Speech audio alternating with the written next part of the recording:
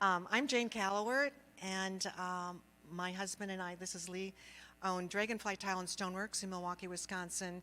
I'm one of the regional directors for the National Tile Contractors Association, and Lee is on the technical committee for the National Tile Contractors Association. We're also very involved in the artisan movement, as we call it, and have been working very closely with other people in the industry to bring back that historically important aspect of our trade. But I'm very excited to be here today to introduce our speaker. I'm going to give you a couple, they gave me a list of things that I need to cover. Just to remind you all to turn off your phones. Lee, will you turn my phone off? And also to complete the session evaluations in the mobile app. We all need your feedback. There is CEU information at the back of the room. You can see on that table, so make sure that you take advantage of that. There's a monitor that'll be, I can't think she's here right now, but she'll be back in, that can help you. You can scan your badges to confirm your attendance for CEUs, and also make sure that you get out and see all the other educational opportunities on the showroom. I will actually let you, Joshua, talk about one of those specifically, since you're going to be getting into learning design through making, and there's some very interesting visuals out on the showroom floor that I think you'll enjoy as well. So let me introduce Joshua. Joshua is from the University of Nevada, Las Vegas School of Architecture. He's a very esteemed presenter. He has a long history. I shortened a little bit of it because he's got a lot that you can talk about here. He's a tenured associate professor in the School of Architecture at the University of Nevada in Las Vegas, forging a multi-year career in the exploration, development, and execution of digital craft. His efforts in research, pedagogy, and practice belong to three primary categories: digital information as a medium, digital information as material, and digital information as a method.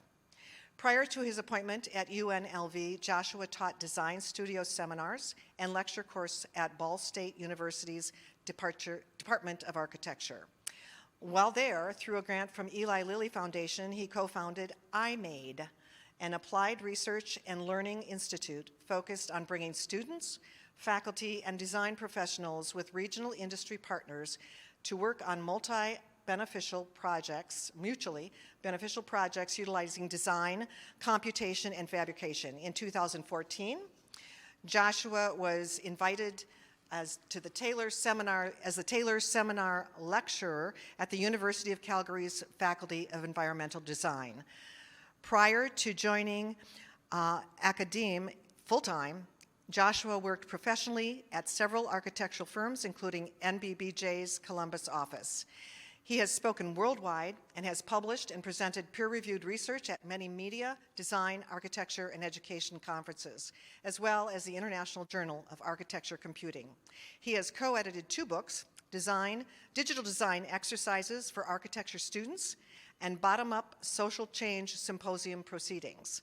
Joshua has served as a graduate coordinator and assistant director for the School of Architecture, and in 2017 received the Fielden Medal for contributions of excellence to architecture education. Joshua, thank you for being here. Let's welcome him. Thank you. Can you guys hear me? Perfect. Thanks for the very kind introduction, Jane. You left your glasses up here. I might need it. There you go. Thanks again. All right, well, this is my very first coverings, and thanks for inviting me to Coverings 2022. But I can honestly say I know over half the people in this room now. I apologize, I do have a presentation that's more formal, and I might talk at you at times, but with the small audience we have, and thank you, by the way, for coming in lunch time on day one, maybe we can maybe have a more informal discussion as well. And I will point out that these 2 tables over here, and there'll probably be a few more students that filter in over the hour, are my students, and they were busy over the last month or so designing and building and making and assembling, and then finally yesterday installing a pavilion that was all tiled, and I'll talk about that at the end. So I'm an educator at the University of Nevada, Las Vegas in the School of Architecture. I was trained and worked for a time as architect. Now I try to educate future architects. And one of the things that we try to do, and I'll just go through this. Sorry if this appears to be a little bit of an infomercial at the beginning here. I'll just skip through the CEU slides here. Is that, one of the draws that brought me to the Las Vegas was the School of Architecture here at UNLV. It's a very young school. It's just a little over 20 years old. It's very young for a School of Architecture, particularly if you look at all of our neighbors around in California, Arizona, Utah, et cetera. What really brought me here was this idea of engaging in making, right? When I first got here, and you can see I literally work right down the road. So the asterisk towards the middle of the slide is where we are right now. That's us right here in the Convention Center, Paradise and Desert Inn. The one just down the street to the south, a little over to the east, is the School of Architecture. What was fascinating about the School of Architecture when I first arrived here was just how excited everybody was around this notion of design build, right? So this idea that not only are we training folks to design and draw things, but they're also learning how to investigate things through materials. We have a full wood shop, a full metal shop. We have a bunch of CNC tools. We have a build yard. We have a lot of resources geared towards sort of critical thinking, critical use of not only designing, but making what we design to test it out, right? And so there's this sort of feedback loop between designing and making, right? You push a material and it pushes back, right? And beginning to understand that and then seeing how that begins to influence how you approach design, I think is really important. And it's something that I think a lot of architecture schools actually lack. This was one of the draws that brought me here, was this design build program that I've been, had the fortunate part of being a part of, sometimes in the middle of, and sometimes tangentially. So I'll just talk a little bit about some of the projects that the School of Architecture has done over the last few years. I've been here for, golly, almost 9 years now. Time sure does fly. My kids were tiny when we got here. And so this was the project that was just wrapping up as I arrived. Everybody was so excited about this. I arrived here in 2013, and literally every student I had at every year level had been a part of this this design build project to build a house for the desert in some capacity. Everybody was so excited about this. So this was part of the Solar Decathlon. It's a competition that's put on by the Department of Energy every few years. And so a number of schools apply to get into the competition, and then once they're accepted, there's a list of 10 to 12 schools. Then they're charged with designing, then building, then deploying a house, then measuring its performance, right? And then it's judged based on a set of criteria on like how much, let's see, it's water consumption, how much energy it generates, how much energy it consumes, et cetera, right? There's a whole list of measures dealing with this. So this was our very first foray into design build in 2013. It's called Desert Sol, Sol meaning the sun, of course. And I'll just pass you on to a video here that explains the project. But ultimately, it was our very first time at the Solar Decathlon. We came in second place overall, which was outstanding. I mean, the Swiss beat us, Team Switzerland, but we clobbered USC and all those other fancy schools from the United States, which is a big deal for us. I'll just go ahead and play this video really quickly to help explain. And you can go visit this house even today. It's at the Springs Preserve. I'll show you where that is in just a moment. I know. It's called Outdoor Nevada, and we're outdoors all the time. But here at the Springs Preserve, just outside of Las Vegas, outdoors and indoors combine to make one very smart house. Come on, let's take a look. Sometimes preserving the outdoors starts indoors.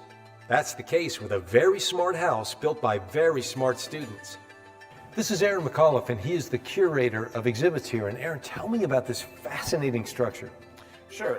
In 2013, University of Nevada, Las Vegas competed in the U.S. Department of Energy's Solar Decathlon competition. It's a competition that the federal government has every other year that invites schools from around the world to create a home that is very sustainable, in this case off the grid or using solar energy, one that's very, very marketable and desirable to consumers. So we're not talking about just a few solar panels. I mean, they really thought this through. They really did. Everything is off the grid. So for example, the home itself produces energy by solar panels on the roof. It has a series of other panels that take the energy from the sun to warm water that could be used for the radiant floor heating for the winter time to keep you warm, and they're also for the washing and the laundering that you would need to do in a home. Okay, I got to see this. Will you show me around? Sure, Oh, no this problem. is the coolest. Let's go. More than 60 UNLV students, 20 faculty, and industry consultants designed this home. Students served as general contractors, framers, and engineers. Let's start with the outside. Tell me about that. Sure, the exterior of the home was made from reclaimed snow fence, so basically fence that was used along the side of the road to catch snow drifts. Over time, the rancher might need to replace that, so it was basically left over for that purpose and recut for the purposes of this home and put on the exterior. How long did it take them to design and build the house? At least a couple years. And then after the competition, we probably looked at about 6 months or so to prepare it to be permanently installed here at the Springs Preserve. Wow, this is really stylish. This wasn't really what I was expecting at all from the outside. This is amazing. Yeah, it's a really contemporary home. They did a really nice job of using the kind of interiors that I think a lot of people prefer in their homes today. And they also use a combination of other less traditional items. So for example, the kitchen table there is also made from the same materials as the reclaimed snow fence. It was just a little bit left over, and the benches from the snow fence, the table as well. The kitchen almost has a Jetsons feel, or a futuristic yet retro feel at the same time. Yeah, it's very, very contemporary. It's the kind of home that you might see maybe in a mid-century modern home that was designed in the 1950s and 60s here in the desert Southwest. Approximately 40% of the energy consumed in the U.S. goes to powering commercial buildings and homes. This 750 square foot home serves as a display to change the way we see and utilize our resources. What would be the purpose of owning a home if this were mass produced like this? Your bills are lower, less use on the environment? Absolutely. And in fact, UNLV created this home as a home that could be marketed towards people looking for a second home. Personally, for me, it's large enough for a primary home for my needs. But for someone who might want a second home, they basically created it in such a way with the idea that you can move it to wherever you are in the desert Southwest. So to that end, the home itself is built on 2 chassis. So I like to think of it as an early form of a mobile home. And then right in the middle of the home, just right by the bathroom, the 2 chassis are joined. And then after the home is moved, the decking is put on, the window boxes are put on, and we have the home that we're in today. Desert Soul works as a prototype, completely off the grid, which means it doesn't depend on any public utilities. I think we are looking at the future with mass-produced homes, particularly the homes that could have a very basic platform and then are customized by an individual homeowner. If you were to go to a mobile home supplier, you would get the basic home, and of course you're adding on all the various different options. Same idea here. This home doesn't look like your typical mobile home, but there's also a movement to take old shipping containers and turn those into custom contemporary homes, and those are very, very exciting as well. Does it come with a mailbox?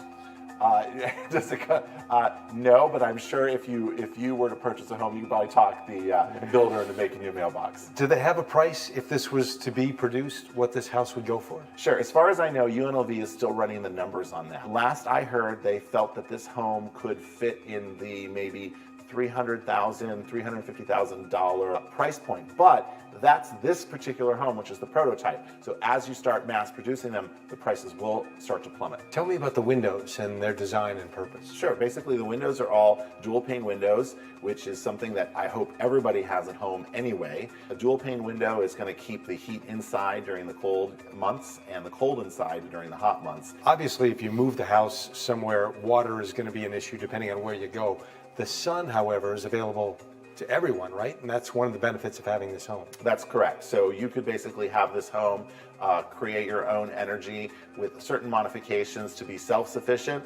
Other ways that you can hook it up to the grid and feed into the grid and perhaps make some money back. Super cool. Let's look at the rest. I want to see the bedroom. Sure. Solar energy is the only fuel source. The house also features low-flow fixtures and an outdoor deck screen that filters the sun in the summer. I hope we're looking at the future because this just has a feeling like we're going in the right direction. This is good for the environment. It's certainly good for the pocketbook. So, Aaron, thank you so much for letting me peek down the road and see what things might be like in the future a little bit in housing. Thank you so much. And you're welcome. Thanks for coming out today. Desert Soul was designed to be an extension of the Mojave Desert, and it represents a new way of how mankind interacts with its own environment. It's nature and science combined for a better and more sustainable future. Who knows what the future holds, but thanks to some really smart students at UNLV, we just might have a say-so in how we interact with the environment. Here we go. All right, so you can actually visit that house if you're interested. It's in that topmost asterisk there, just off the 95 freeway at the Springs Preserve. So there's actually a park called the Springs Preserve. We actually have springs and natural springs and a water table under Las Vegas Valley, at least the central part. It's what brought the old Spanish Trail, the Mormon Trail, the railroads to stop in the valley here, was a source of water. And so, you know, as time went on, we began to try to build up this culture of making and building. Here's another design build project, this time up in Reno, at Lake Tahoe, or up in the Reno region. The box office for the Shakespeare Festival that's up at Lake Tahoe. And again, I'll just quickly, this is a shorter video, but this one I think is a little more relevant, and it talks to some faculty and students about what they learned.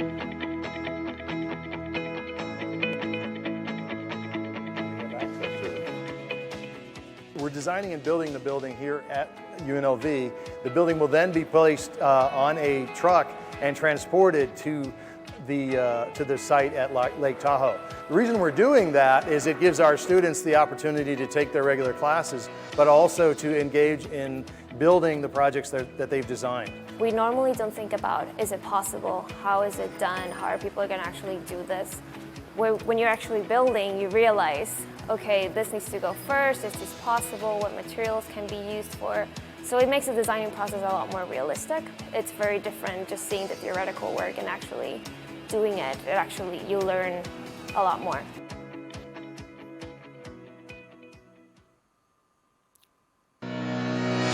Oh, okay. And so if you take 95 further up, all the way to Reno, you can actually go visit that one. We've done an artist retreat, a sort of duplex, right outside of Zion National Park in Springdale, Utah. Again, I have a video. I don't have that many videos, sorry, but there we go. Maybe I'll go ahead and narrate this one. We won't have to watch the whole thing, but you can see that you know, it's meant for sort of two dwellings and workspaces for artists. Out in this incredibly gorgeous landscape. If anybody has been to Zion, you know, right outside the gates, it's absolutely stunning.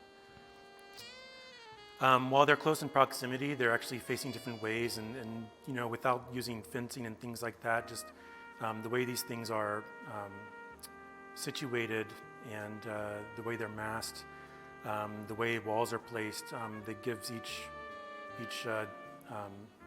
each person dwelling there a little bit of privacy. So you can see it's very much a linear scheme for each of these living spaces. So essentially, at the ends, they're framing particular views. Right, so.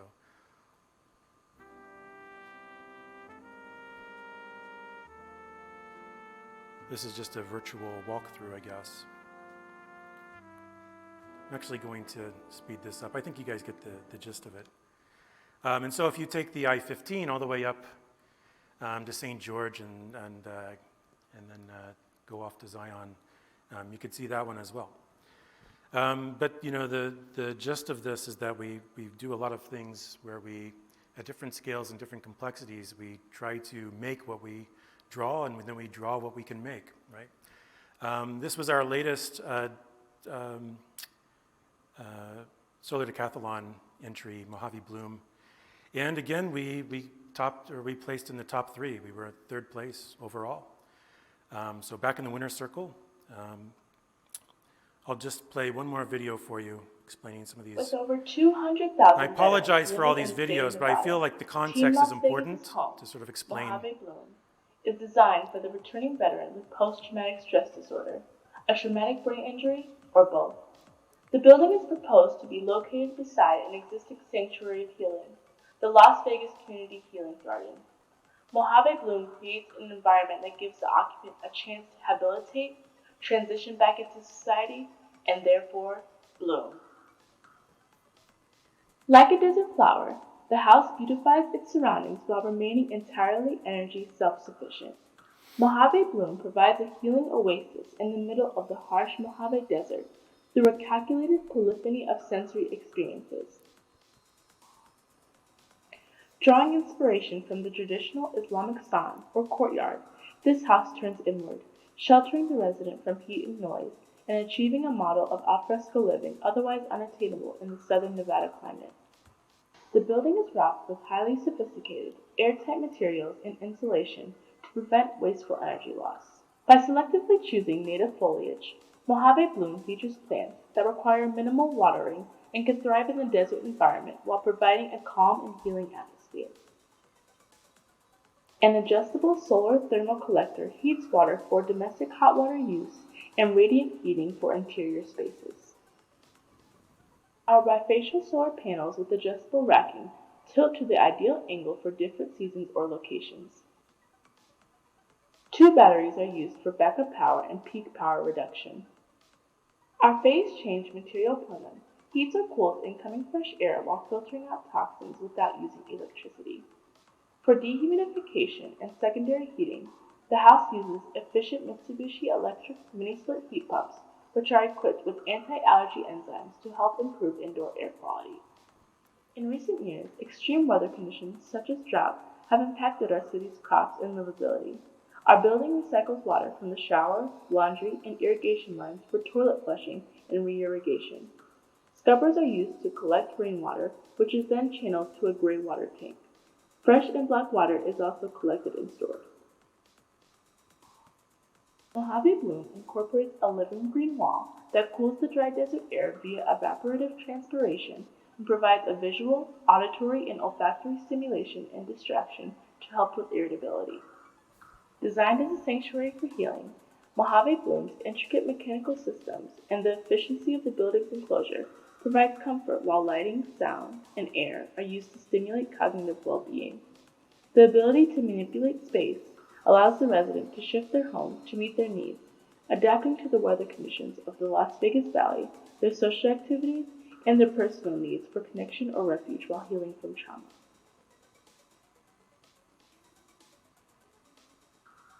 With over 200...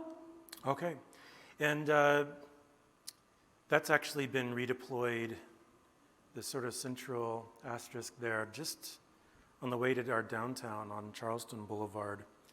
There's a healing garden that was started for those affected by the October 1st mass shooting. And so that's been deployed in that healing garden as part of the park. All of these are riding, flying distance to see if you're interested. And then I should say, this isn't the first foray that UNLV has had with coverings. In 2014, just as I arrived here, a colleague of mine was doing something similar. So coverings was in Las Vegas. This is the last time coverings was in Las Vegas, 2014. And they did a series of benches and seating prototypes, all fully tiled. You can see some of the examples here, right? So some very minimal, elegant, sleek, playing around with mosaics versus what to do with all those grout joints, ripping them down, trying to sort of wrap curves and with them. Got to watch where you sit on this one. Don't want to sit on that barrel cactus or too close anyway. Don't know what this one was. It's interesting. All right, and so again, thanks for bearing with me, but I just wanted to sort of provide some context on some of the things that we do in our School of Architecture over the last 7 or 8 years I've been there, related to, again, trying to explore design not just through the pencil and paper or the computer and the mouse, but also with materials and tools, getting our hands dirty, being hands-on. And so this is the way the course that I taught this spring was sort of marketed to our students. Of course, it had the generic title, Special Topics in Architecture, because it was just an elective course. I superimposed a design, build, furniture program onto it. But it was this opportunity to learn through making, and through shaping, engaging materials, designing and building, in this case, furniture prototypes, so thinking about seating, using tile, right? So, you know, back in August, Lena and some of the folks from the industry approached me, and we had breakfast together just down the street at the Mirage, in fact, talking about just this, right? When could it happen, and how would we make this stuff sort of happen? And the idea was to maybe go a little beyond just doing some benches, but to actually make a pavilion. So the question became, how do we make a more cohesive space? How do we make everything sort of talk to each other and have a sort of common interface? I won't show you the original ideas that I modeled up and showed them. They were very naive, and they let me know they were very naive at the time. But I would plead ignorance of you know, how to lay tile at the time. But thinking about like a material system like tile and how we work with it, and thinking about it as a constraint and generator of how we design. I think that's really important. And I think it's easier said than done, right? I think it was actually maybe in the second half of our course where the students actually got to get their hands dirty and actually like start to play around with materials, make stuff, have mistakes, and learn, right? But in other words, this idea of learning by doing is what we try to facilitate. And so that's sort of how we approached it. And then this idea that, you know, at the very end, we get to deploy it all at the convention center. 20,000, 30,000 people get to sit on it, tell us what they like about it, what they don't like about it, but nevertheless see it, get displayed. All of these sort of tangible things, right? So not just a bunch of drawings or computer-generated renderings, but actual physical furniture. And it has to work, and it has to, you know, can't fall over and it can't fall apart. Right? And so that boiled down into a set of objectives and outcomes.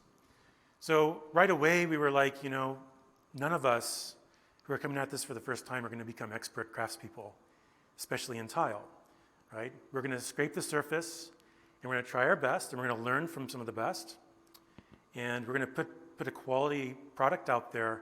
But really what we want to do is we want to learn from and collaborate with industry professionals. We want to network. We want to be able to have intelligent conversations with people who do make things with their hands, right? I think that's really important. Empathy, right? You know, architects aren't usually taught in school how to listen, and yet I think by engaging folks from all around the building industry, you know, we're forced to listen, right? We're forced to engage in a way that that's not just top down, just sort of handing off a set of drawings and saying, please make this, right?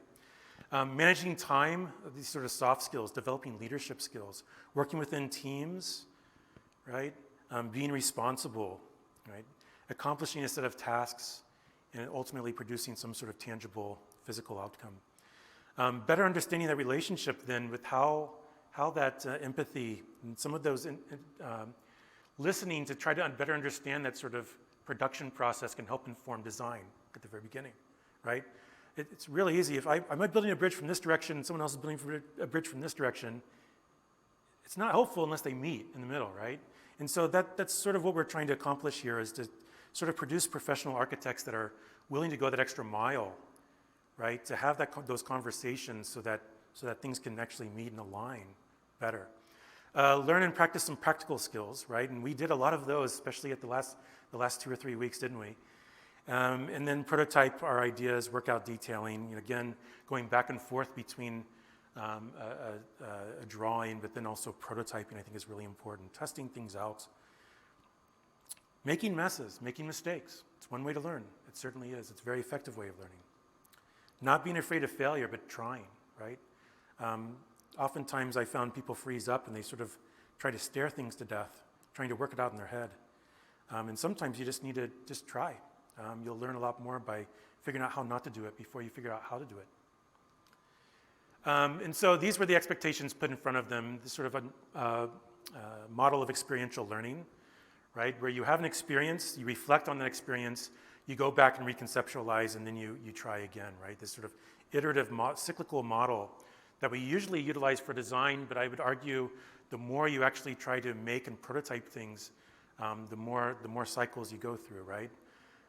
The important part, and probably the hardest, is reflect, right? There's always a really hard challenge from a professor standpoint to sort of get your students to work out of the moment for a moment, get their heads out of the trenches, so to say, and really sort of think critically about what they've done, right, before they move ahead again, right? But this idea of, again, coaching them, you're going to fail, right? Don't be afraid to fail, right? The question is, what are you going to learn, okay? How does that help you move forward, right? Develop critical thinking skills and problem-solving skills, actively engaged, not only in learning. And a lot of this is, I can't really tell them everything to do, right? I mean, 28 students is a lot. I think 3 drops, so we're down to 25, right? 25 students is a lot of students to try to, the saying is herding cats, right? And it really is in a way. Right? Everybody is smart. Everybody has their own goals, right? And then they're within teams, and those teams have their own goals. And so, you can only scaffold a certain amount, and that's always the balancing act when you're trying experiential learning, is how much do you scaffold and how much do you leave open-ended, right? And then at the end, how do you, again, build in those sort of reflection points so that people can move on and move forward in a productive way? It's almost like knowing which direction is moving forward versus backwards, right? It really does take a set of reflection to do that, and so on. So there were a lot of expectations and a lot of outside work, but this idea of learning by doing, having to collaborate with others, learning a bunch of new skills. It was a really steep learning curve, right? The first time you try to trowel, thin set on this substrate, and all that sort of stuff that we all learned for the first time, and then did over and over and over again. It makes you really, I think, appreciate those who are really skilled at the craft, right? We only scratch the surface, and we'll be very blunt and honest about that. And I think a lot of you who might be more experienced with these things can quickly sort of spot some of the mistakes and errors, or maybe work through the process really quickly about, well, what decisions were they making, and and so that was all a lot of new stuff for us, right? Really steep learning curve in a really quick amount of time. Communication is actually stunningly difficult. We all can text and we all can email, right? But just getting everybody engaged and present and invested, like up here, in what they're doing, and getting everybody on the same page moving forward can be a real challenge, right? And even more so when money isn't involved, but just, this idea, and you'll see some examples when I go through some of the photos and some of the process of what we produced out for the Coverings Lounge this year. You'll see some examples where that did happen, right? With a lot of help from some others, and getting like, let's say, a team of 4, like moving as a team, as a brigade, really in a productive way. And so that's something I was really proud to see at the end, is that, at these key times, people did come together and produce and execute in a way that I thought was really productive.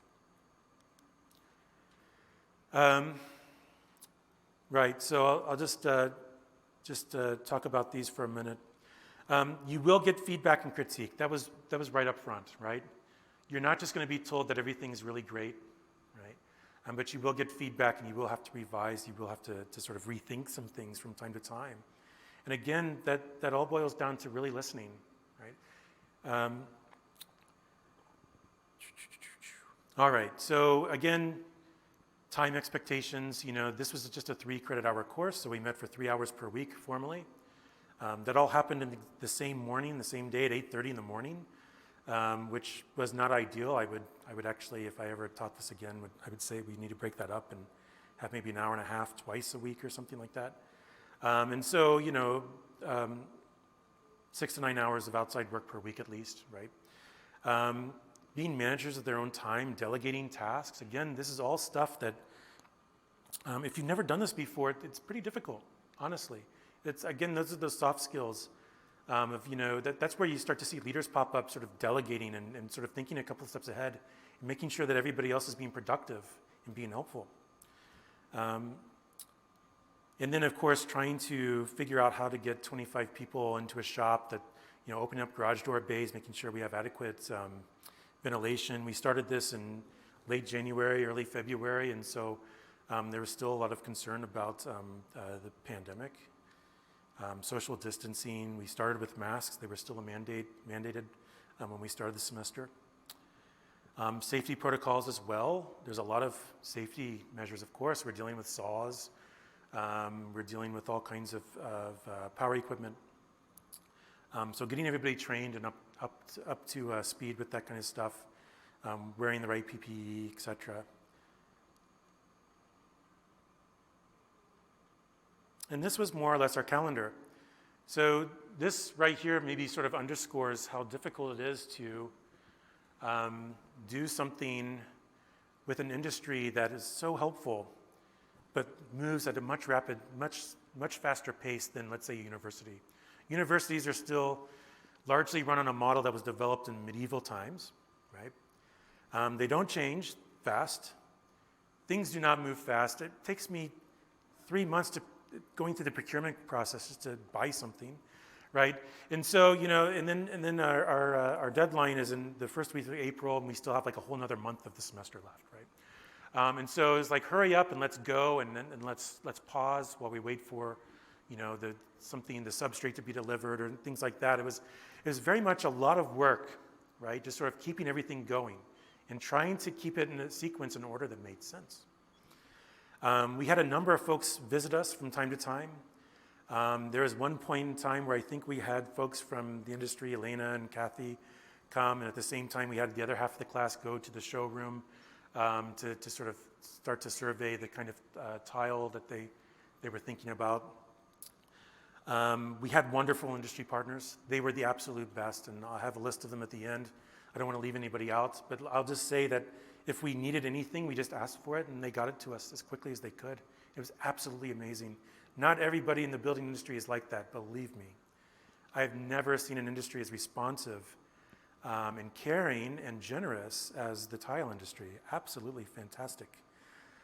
We had folks in and out. We had Mark Heinlein from the National Tile Contractors Association in a few times. Mike DeMello from MAPE came as well. So we had a series of training workshops and sort of help workshops from time to time. The delays came from sort of trying to manage what we're trying to design and what kind of materials we need, right? And so eventually, we got caught back up. But it's really easy to fall behind if you're not thinking a few steps ahead and trying to sort of keep things going. And there's nothing worse than when you go to class and 25 people standing around going, what do we do now? Right? Last but not least, I will call out, I don't think Mark could make it today. He's probably on a stage somewhere giving another demonstration. He's absolutely fantastic. And instead of just coming for 2 days at the end of March, he came for an entire week plus, right? So he spent literally 8-9 straight days with us here in Las Vegas, helping us sort of understand and keeping us all busy. He didn't do all the work for us. It'd be impossible, right? But he was there to sort of keep us going. Every day prior to that, we would run into the next step.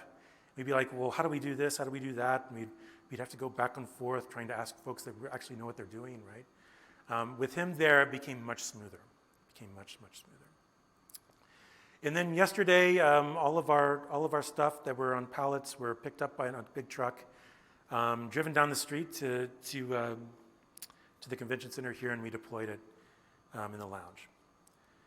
This was the site that we were given. So, typically in architecture school, we look at the site, we do this sort of analysis, and we look at all the sort of environmental conditions, cultural conditions, codes, zoning, and all that sort of stuff.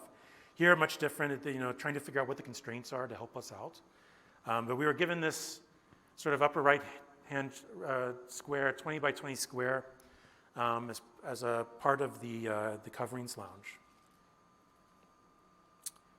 And so the idea when we started was to make this sort of serpentine partition. And that became a site for 4 different sort of seating bench options that you can see on either side at either end, right? So it's sort of a dumbbell configuration. And then we had 2 sort of blank corners, and so we decided that we could have 4 more sites, 2 on each corner. And those 2 adjacent to each other could respond to each other and sort of work out some synergy. So, we went through a few twists and turns along the way. We started with 28 students. So the idea was to break it up into 8 teams of 3 plus 1 team of 4. 4 folks working on the serpentine partition, and then we'd have sort of 8 teams working each on their own seating or bench prototype. We lost 1 team right after the first day. They dropped. And so then we were down to 7 teams. Eventually, the 7th team had some issues, so we moved the 7th team over to the serpentine team. Right? But this was basically the format that we were starting with. Right? How do we start to manage students and break them up and give them discrete tasks so that they can be productive? And then talking about in this case, VD gave us a bunch of substrate. The foam core with the cement liner. But thinking about it as a kit of parts. And so what we did is we start off with similarly scaled material, corrugated cardboard, similar scale. I'm sort of thinking about, well, if each of those correspond to a sheet, then how can we start to make things with as few cuts as possible? Or if we start to make things, how do we nest the parts into a full sheet again, right? And try to maximize yield, minimize waste, et cetera, right? You can see some of their very first, you guys are probably laughing, this was a long time ago, it seems like, right? All of these cardboard models that they brought one day, like on week 2 or something like that. It was like after the first day. You can see a sort of motley mixed match of stuff and shapes. And you can actually see, or you might see some hexagons and some tiers and risers and things like that actually they made it through the gauntlet and were executed. Interesting what ideas fall to the wayside and what moves on. We came at this kind of with some ideas on how to kerf cut, sheet material to make it bend and curl, and how to reinforce things with webbing and things like that on the inside. A lot of us have done some sort of wood framing, and so it's sort of understanding how typical wall cavities work, then trying to translate that into VD substrate. But I show this only because it's interesting to compare it to how we actually made it. So I'll just go through some of the visuals in a very linear way, unfortunately, because this semester has been anything but linear. But sort of showing how they progressed with their design, then I'll show you how they progressed through fabricating and making the results. So this is some of the initial drawings of the serpentine wall. And then starting to look at the elevations, trying to sort of negotiate, lines of tile that they saw at Arizona Tile Showroom down the street with the geometry and trying to understand the module of tiles. It took us actually a little while although we suspected this at the time, that nominal size and actual size, they vary and they're different. And so, we started off with assumptions like 48 inches, 4-inch modules, those sorts of things. Working with masonry a lot, we sort of understand a unit being offset for mortar joints and things like that. So getting the grout joints weren't that difficult for us, but certainly understanding how things nest into a tile that says 24, but is 23 and 7 or 3/4 wide by 36 and a half or something like that. And then how do you saw it, and what kind of saw blade thickness do you have to account for every time you make a cut, et cetera, right? Became this sort of game back and forth between how we draw it and how we make it. This was another team, and this remained largely intact. You can see that they have some blue tile with white grout joints and some white tile with blue grout joints, basically. Sort of flip it. their initial making some shapes, thinking about how this could be occupied by multiple people in different ways. Maybe it's a lounger for someone, maybe it's a place for 3 people to sit, maybe it varies between, let's say, someone a child size versus adult size, etc. And then thinking about how those shapes break down into surfaces, how those surfaces break down into pieces, how those pieces could be nested into, let's say, a 48 by 60 inch VD board or something like that. Another one that you'll notice out there, right? Here are the sort of computer renderings of it. Actually, frighteningly close to the final result, minus the grout joints. I don't know what happened there, but here you can see them trying to sort of figure out different ways to make corners. You know, how do you make a corner like this? How do you make a corner like that? What do you want people to see? How do you want people to see it? How do you want it to feel, right? With furniture especially, it has to be very tactile, and so you have to really think about those. And then trying to figure out how to tessellate the tile across. Where do you put grout joints? Where does it make the most sense? How do you minimize the amount of sawing you have to do, or the amount of offcuts that are just pure waste? You try to minimize waste and maximize yield.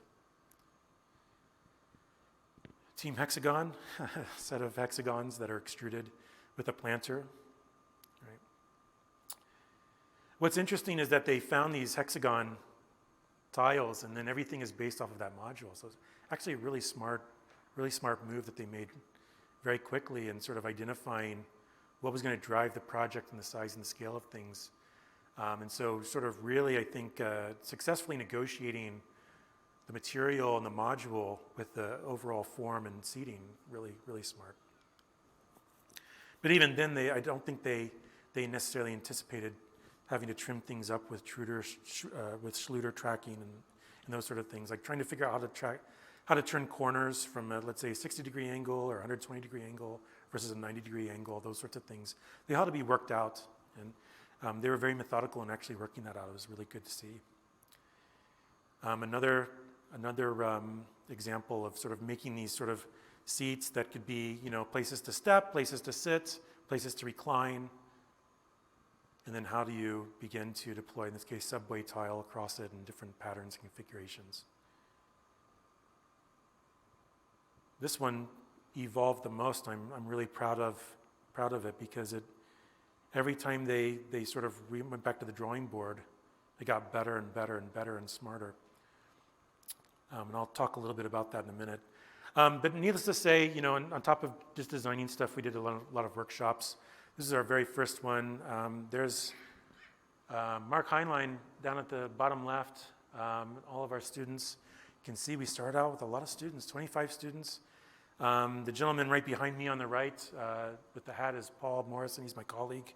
He runs a lot of the shops at the school, and he was so invaluable. We would not have gotten anywhere without him. My name is on the class because of the instructor, but he was just as much the instructor as I was. So we were meeting in the classroom with some of these folks, as well as doing practical demonstrations.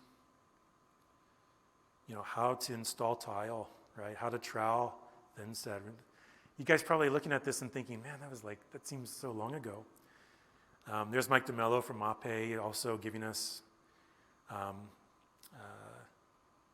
lot of information in a short amount of time, and then doing basically a grouting workshop with us, so learning how to grout for the first time. I will say we actually had more females than males in the class, which I'm really proud of. Then development, right? So starting to learn about the process, getting our hands dirty, trying to turn that into, okay, how do we take a really simple picture and make it into something that's actually real? Really difficult. So here's just the elevations of, let's say, the serpentine wall, sort of thinking about it as a set of panels, straight sections and curved sections and ends and faces and things like that, and tops, and trying to break it down into not only a sort of coloration with gradient from dark to light, also adding some highlights, but also thinking about the density of the grout joints and pieces and how those work, all while working off of a 1 7/8, 3 7/8, 5 7/8 inch module. So it took a lot of just ripping tile down into strips of certain widths, and then cross-line it into specific shapes. So all of these tiles, all the tiles you see here in this elevation were probably sawn at least 3 times, and oftentimes 4, which I don't recommend doing in hindsight, but we did it anyway. And so you can see that basically when you have over 1,500 unique pieces, you have to be really clever in trying to manage that stuff, right? You have to label each piece and know exactly where each piece of the jigsaw puzzle goes, right? You get one thing out of order and the whole thing screws up. And so managing this stuff, getting it nested, making sure that we have enough tile quantity, sort of being able to tell the let's say Arizona Tile in this case, how much tile we need of each product became really important. We even then started to break it down, and I don't know if you can see this very well, the lines aren't showing up very well, my apologies, but along the top are a set of, let's say in this case, 12 by 24 tiles, and then sort of breaking it up into the number of strips we need so that the person at one saw can just say, okay, I need 8 strips of 1 7/8, I need 4 strips of 3 7/8, and just start ripping things. And then somebody else at a different saw can start to cross-cut and into the final shapes, and trying to, again, think about how to get rid of waste, which was, we still had some waste, but we tried to minimize it as much as possible. There's nothing worse than filling up a landfill with a bunch of stuff that you paid for, right? So, and then finally getting around to making. So again, starting off with those shapes and making a bunch of weird shapes out of this VD substrate, sawing things, cutting things, and then gluing things. And started to rough out all of these shapes. Really interesting, it's like you try to compensate for, being maybe a 1/16 of an inch off in the maybe cutting in some cases. But then if you haven't done this before, it's like, what's the thickness of the tile? What's the thickness of the thin set underneath? And all that stuff starts to add up. And so a lot of the assumptions we made at the very beginning, we had to rethink, right, as we went. You could start to see, those are hexagon shapes. We could start to see some benches emerge. And at the same time, this was Dylan, one of our students, cutting tile down over spring break. Dylan and Paul and some of the other folks spent our entire spring break just sort of making things, getting these things ready. Here's Edward, poor Edward, looking at the sort of drawing and trying to figure out all these labeled pieces, trying to lay them out, right? Sort of putting the puzzle together for the first time, right? And here we go, more VD shape making, trying to figure out what's square. Starting to see all these benches emerge, at least the shapes, right? Without the skin, without the tile. Some of these things starting to take shape. And honestly, a really full shop when there's 25 people in there, plus in this case it's a woodworking shop, so there's planers and joiners and saws and band saws and table saws, right? So staging things and trying to stay out of each other's way, trying to think a few steps ahead. Where do you make something? Is there enough space around it? How do we get it out of one of the garage door bays? How to not block one of the garage door bays? All became a series of logistics that we had to sort of fold into trying to also make the stuff we're trying to make, right? So I'm guessing everybody has these logistics they have to work around. Even worse when you're on a job site than maybe in a factory or in a wood shop facility, right? But something that we got a little bit of a taste of even in our own shop on campus there. Again, our jobs as instructors were just to sort of, try to make sure everybody's staying productive and that people are moving forward. And starting to see all of these things emerge, right? The shapes start to lay out tile on them. You start to try to figure out how this stuff works. All those mosaics, custom mosaics that we made, we started taping them up, spacing them, etc. How do you set these things out? This team actually had really, really clever grand scheme of like making everything to conform to the exact module of the tile. Of course, that didn't work. It probably rarely does unless you have like really good hand sewing skills after the fact. And so again, Mark just sort of showing them, okay, well, here's how here's what we can do, right? Do we start with the sides? Do we start with the top? How do we lay things out? How do we find center lines, et cetera, right? Going with those standards. In TCA is really, really standards-based, and so he really hammered that home with us in a good way, really positive way. Here we are trying to figure out what to do with all of this tile. This team, they beveled or mitered all of their corners around their edges. So this team got so good at doing these back miters on these saws. It was absolutely fascinating to watch how scared they were on day one trying it. They really were. They aren't here, unfortunately. I don't think they could make it. I think they're probably in class right now. With how good they were by the end of just sort of, each of them knew, they knew what each other was thinking, right? Before actually having to say anything out loud. So they were actually working really well as a team. And again, these are kind of in a weird order, but just sort of showing you how things progressed in a, teams would work ahead, and then, they would have to go to class, and another team would move ahead. Sort of getting all this tile in, trying to figure out what to do with it, making sure that we have the right measurements. Multiple teams working at once, and how do we solve the issue of space, and how many people can use a saw at once, and et cetera. QEP would like that image on the left without their spacers in it. There's Dylan with Mark, sort of taping all these things up. And there we are in the middle of installing some of these mosaics onto the substrate. Excuse me. And then leaving ourselves a little bit of room at the bottom, so there wasn't going to be any trimming. We just sort of pieced them in by measuring and finishing them up, taping them on. This team was interesting. They decided to take this black tile and smash it into pieces and then piece it together and then grout the in-between. I was really skeptical at first. I was like, that's a lot of tile. It's really expensive. Why are you smashing it? Don't do that. And I was really skeptical of them being able to pull it off, but they actually did. And I think they picked a really nice sort of grout to work with it. It's really contrasted, sort of rose gold to go contrast with the black. Trying to make all their grout joints line up, even as three-dimensionally the bench pushes and pulls and has some cantilevers to it. Here we see those black and white subway tiles starting to get covered. Here we see that computer rendering starting to look a lot more real.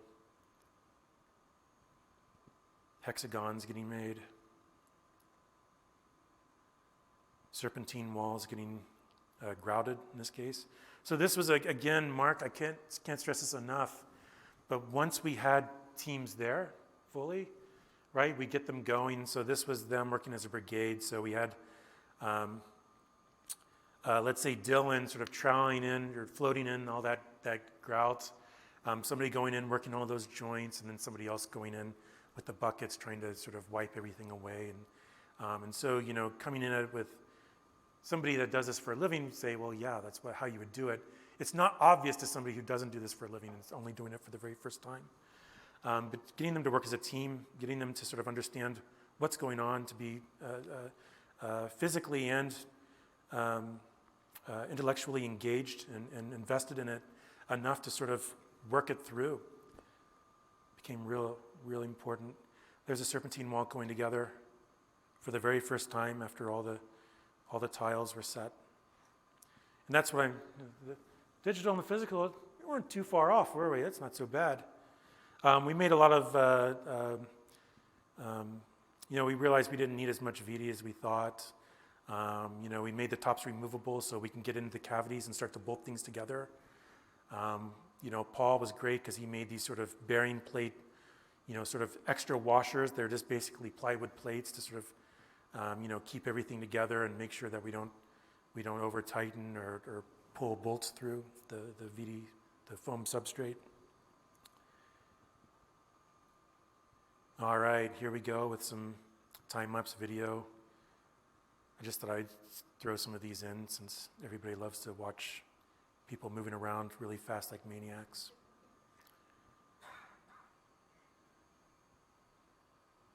But you can see, you know, Mark and Mike DeMello from MAPE, they both came. They were both hands-on. They both worked with us. They had their knee pads on, and they were right there on the floor with us, or right there working on the tables with us. Right. Sort of getting those dudes on. Look at that. That was like last week, but it felt like 6 months ago or something.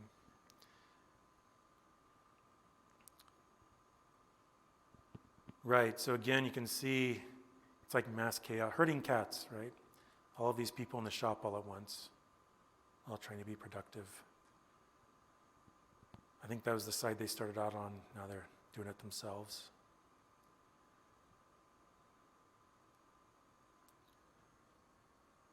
Don't worry, it's not like 6 more hours of this, so we'll wrap up pretty quick.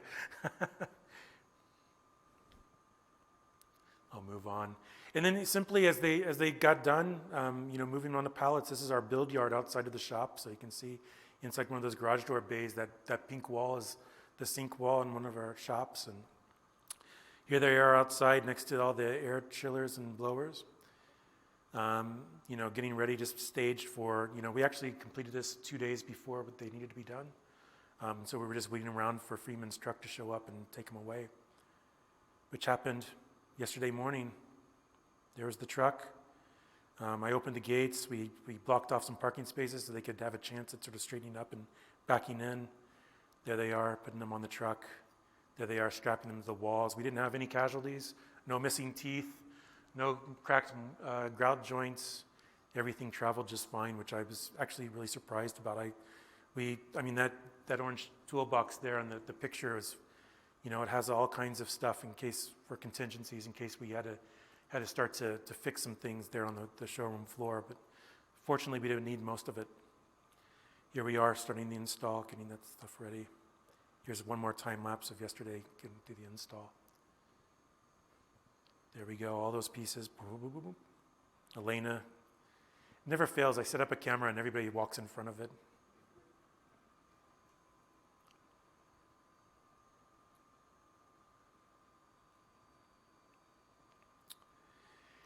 And so as this goes on, this is just a few more seconds of this. I will mention that on Thursday, there's a reception at the Coverings Lounge, and we'd certainly welcome you guys, invite you to come and let us know what you think. The good, the bad, and the ugly. You know, it's the first time making stuff out of tile. We'd welcome all of your comments. That's how we learn, right? Just going back to that syllabus item, we will get critiqued. We will be told what we did good and what we didn't do good, what was more and less successful. And so with that, I sort of open it up to any discussion or questions. And I would certainly ask the students who are here to stand up if you're around. Stand up, students that are here. Yeah, so yeah. You get my applause as well. Our sponsors, we got some saws from IQ and from saws and some equipment from QEP, MAPE, Schluter, Vidi, Arizona Tile, kicked in about $4,000 worth of tile to us. So they'll be there too to help celebrate with us. Really successful collaboration. And you know, again, this is the slide I always leave off on. If you ever want to get a hold of me, here's how. Paul's not here, he's my colleague, but that's his email address as well if you ever want to shoot him a note and ask him a question, or you're in town, please don't hesitate to contact us. We're in the city of the hospitality universe of hospitality capital of the universe. I've said that so many times I can't even say it straight. So whenever you're in town, just drop us a line. We'll give you a tour. We'll take you to one of those solar decathlon houses or something, right? And thanks for being really great. Thanks for coming during lunchtime.